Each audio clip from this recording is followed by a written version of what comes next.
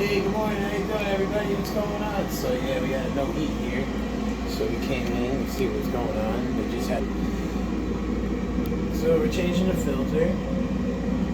About to change out that strainer, and then we're gonna put a new nozzle in. And this transformer right here, it's a little weak, so we're probably gonna change that out too. I'll show you in a second how that looks. So, changing out the strainer, which looks pretty bad.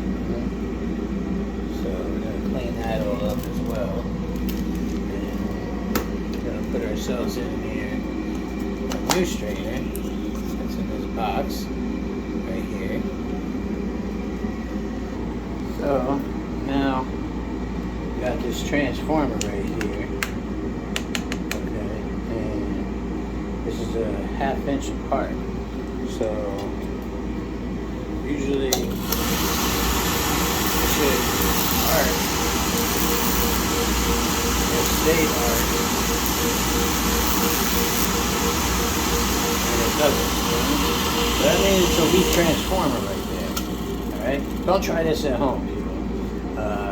This is something that I do. And then what I'm doing is I'm trying to see if it would have arc from this point to this point and be a 1/2 inch apart like it is. And if it's a strong transformer, it will definitely stay arced. Okay? And then you'll see them jump from jump to jump. But in this case, yeah, it's just a weak transformer. So we're going to change that out as well. Okay? We changed out our filter. Changed out our strainer. Okay? Now we're going to take out that nozzle assembly, check everything out, and clean it up. Stay tuned. So as you see, the nozzle's pretty dirty. So we're going to change that out as well. And we're going to clean up those electrodes. So we got ourselves a nice new nozzle here. And we're going to put it inside this guy right here. Clean that up as best as possible. Use sandpaper. It's kind of like baked on there. It's kind of weird. Alright, everybody. Well, got the transformer in.